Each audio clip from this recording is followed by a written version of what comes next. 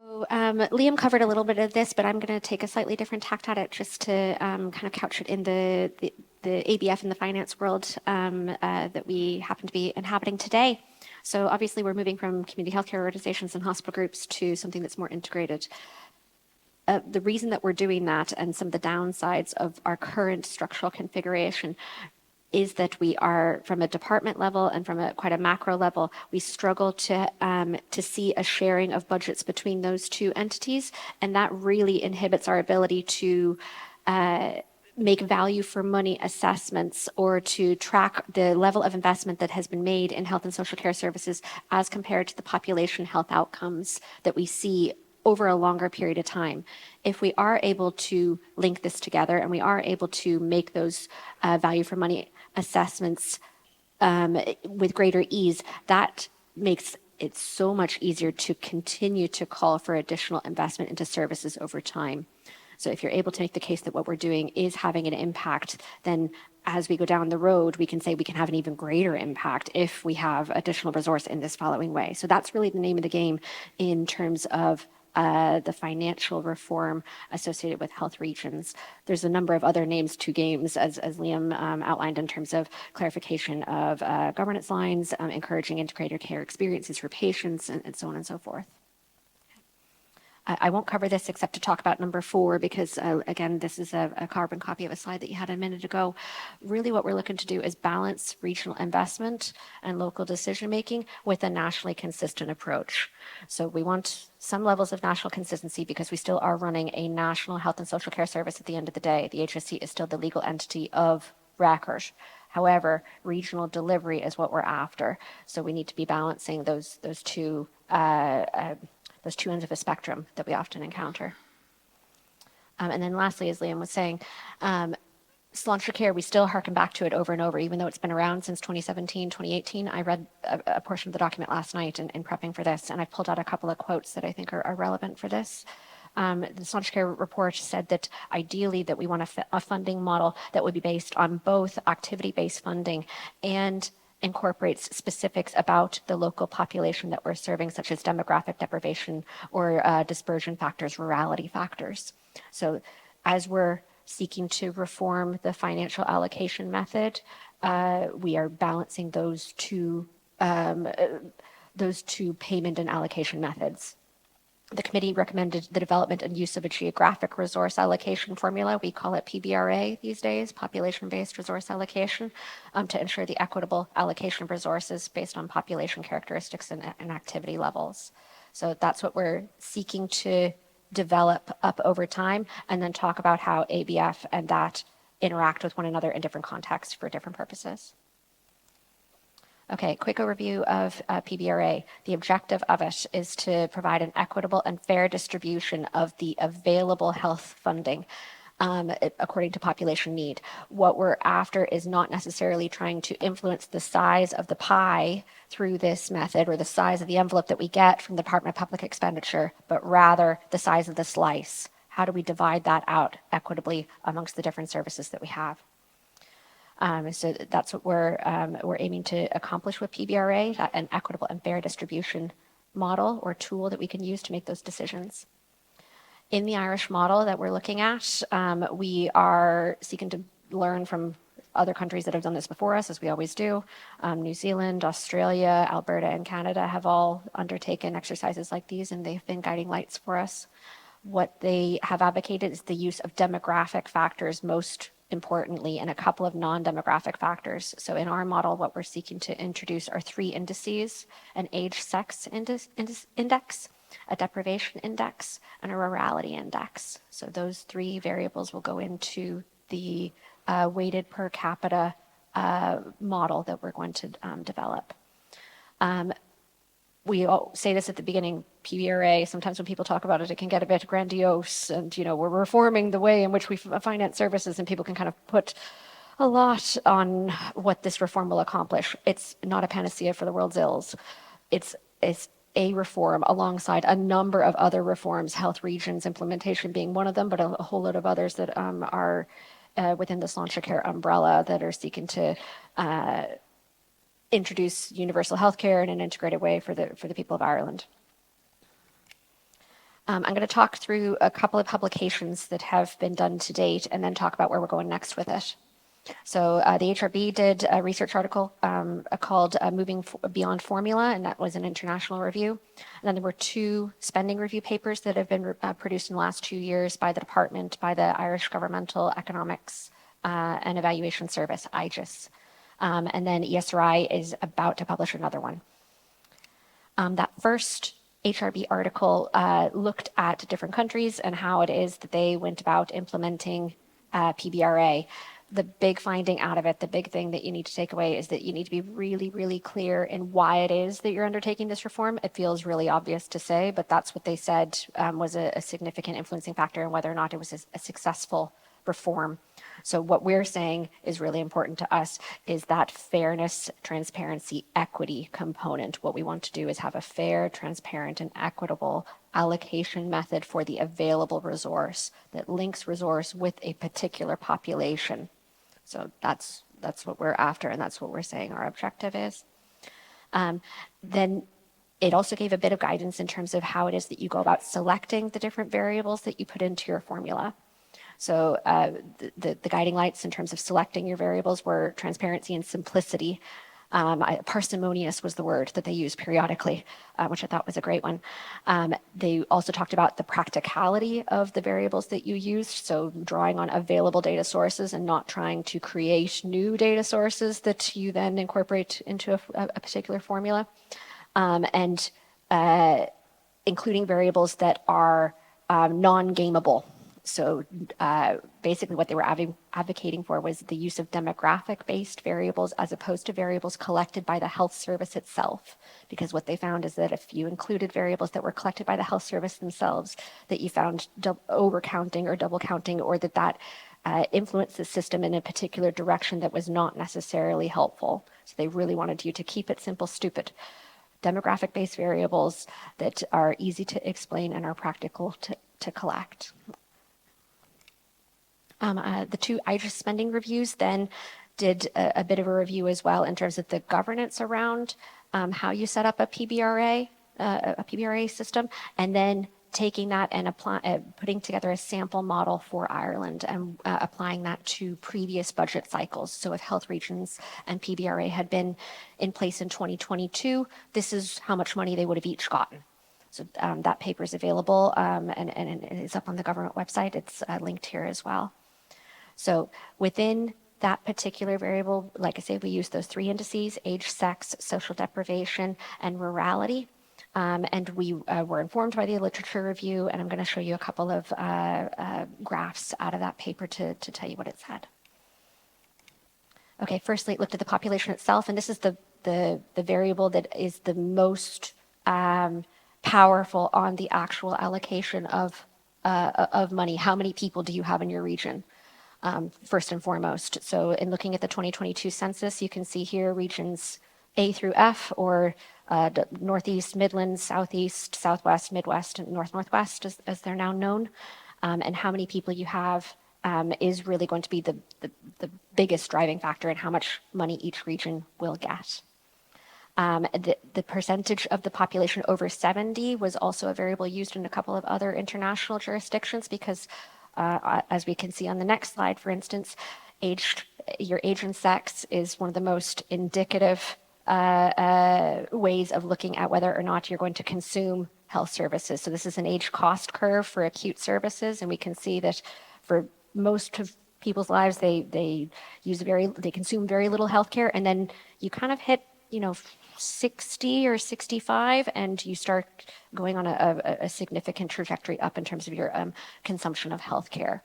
So, and men consume more healthcare in their later life than women. So I'm not quite sure what that says about everything, but okay. So, like I say, there's what the model proposed, and we can see it backed up a little bit here, is that what we want is a weighted capitation model, so a weighted per capita amount of money to each region that has age and sex as a weighted variable, and that variable, that index, is based upon this age-sex cost curve that we can see here. A notable exceptions, I might actually come back to this in a minute. The other 2 indices are evidenced here, and there's not quite as big of a kind of a variance as you might see across the regions. So within each region, we looked at the Pubble deprivation index to see what the distribution of affluence or disadvantagedness was within each region. There's some differences, but by and large, you can see that the stacked bar chart on the left, there's not wild differences. So while we are going to include this index for certain, I don't necessarily think that it's going to be as impactful on the actual amount of money that each region gets at the end of the day. Okay, but it is there because, again, we know that social deprivation is tied with your consumption of healthcare. Next is rurality, and this is probably the index that we get the most questions about. Why would we include rurality as an index? There is evidence out there that we found within those first two international reviews that providing services in more rural environments is just inherently more costly, that you probably do need additional staff, or that you need to incorporate additional monies into budgets to account for things like travel and subsistence, or things like accessing services between different places, and therefore you need more services to make things more convenient for patients. So rurality does have some impact on the cost of healthcare overall. What that impact is a bigger question, because different countries have different ways of measuring rurality and have different concentrations of people, and also have some different cultural expectations regarding what rurality means and how much you can expect to have to travel for services if you live in a rural environment in New Zealand versus here. So it's a bit of a harder thing to cost out. Within the model, there's an indicative, and we will say indicative, there does need to be more work done on that index for what we think that would do. And as you would expect, the West of Ireland does get a small bump in the amount of money that goes into their budgets as compared to the East, because there is just an inherently more rural environment. Okay. And then lastly, what I might double back to for a quick second is just saying this model as developed, and it's included within the papers, applies to 50% of the overall expenditure in the HSC. What is not included in this model are nationalized services, or things like PCRS or the NHSS scheme. So there's significant chunks of expenditure that we are not proposing to put through a PBRA type model, and will continue to be funded in a block grant type way. So the 50% of the expenditure that we're proposing is the amount of money that currently goes to CHOs and hospital groups. In the 2022 budget, I think that was $8.4 billion, if I'm not mistaken. And then on the other side, the other 50% is for things like National Ambulance Service, PCRS, NHSS, other services. Okay. Okay.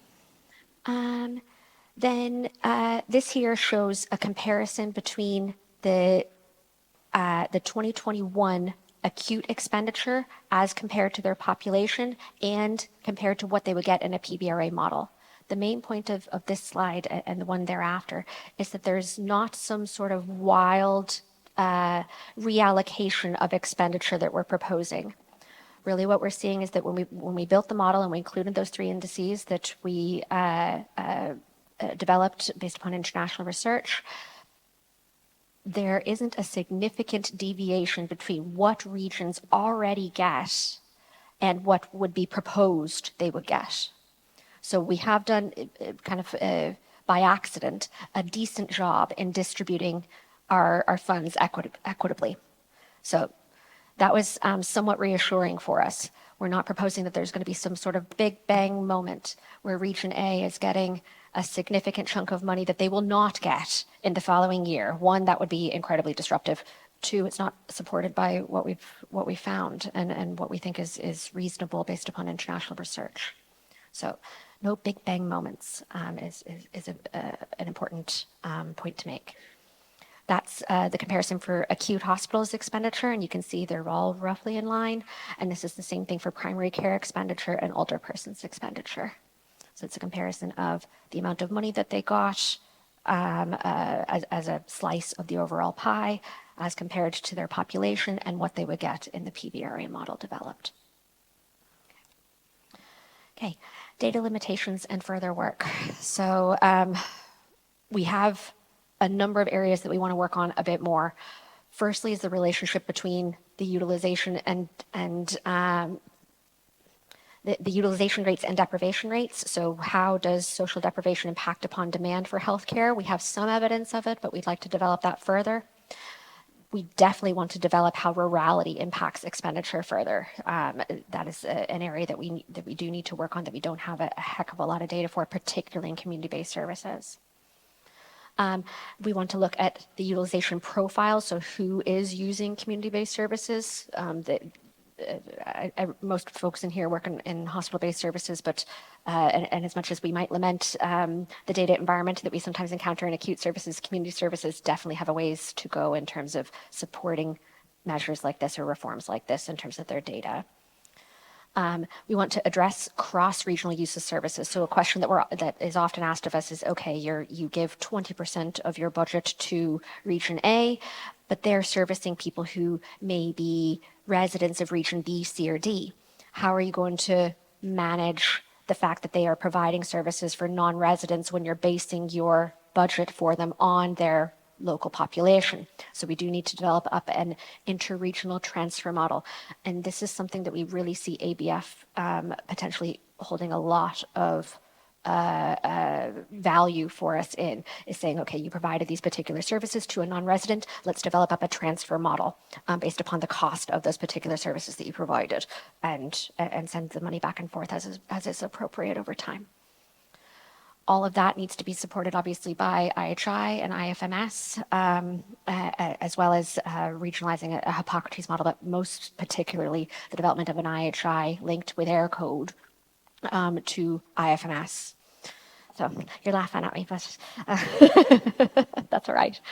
Okay, so these are data limitations and areas of further work. So I'm saying that we're developing up a model, but I'm not saying that we'll be done and dusted with it at the end of the year. So there's a heck of a lot more to go to improve upon it and make it more robust. Okay, what are we doing to bring this into reality and to bring this forward? So there was an expert group established by the department in March with members from HSC, DOH, DCD, a number of others, academic experts, so on and so forth, a couple of patient reps. They've had 2 meetings to date, and then they're doing an all-day workshop where they're looking at the different indices in June, so we're preparing for that. There's a technical group as well that has members from HPO, ESRI, the Irish Governmental Economics and Evaluation Service, IGES, and ourselves in the department, as well as a couple of international experts. So those works to develop those indices are feeding into that expert group, and then we're hoping for some decisions out of them in June. Okay, areas that they are considering. So firstly and foremostly, it's where I started the talk. It's explaining PBRA, explaining what it is, what it isn't, what we want it to do, and why we're doing it. Sometimes people, like I say, hear PBRA and feel like it's a mechanism to perhaps enlarge the size of the health and social care budget. It's not. It's about equitably distributing what we have. Next is considering how it is that we're going to have ABF within that model, maybe interregional transfers or ways to incentivize particular types of care, both in the acute setting and community setting over time. So how do those two systems interact? How does the allocation system interact with the payment system? Back forth.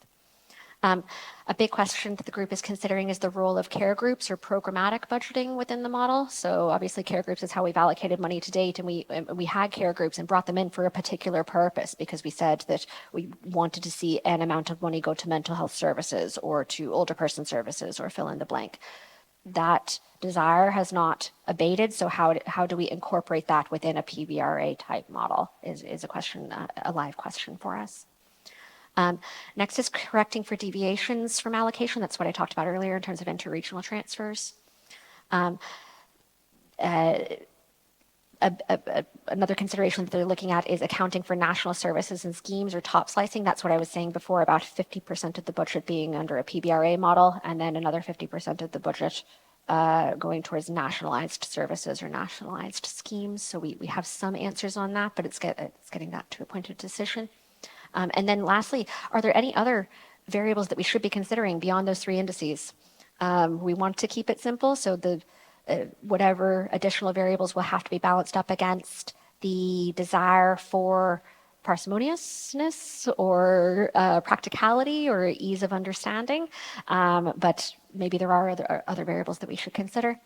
And then phasing of implementation in the same vein as what I was talking about earlier, big bang moments and how destabilizing they can be. We're going to have to go on a bit of a journey to phase this in over time so that it's not quite so jarring for people and that they understand what their budget will look like over time, or they can have a projection of what their budget will look like over time so they can make decisions.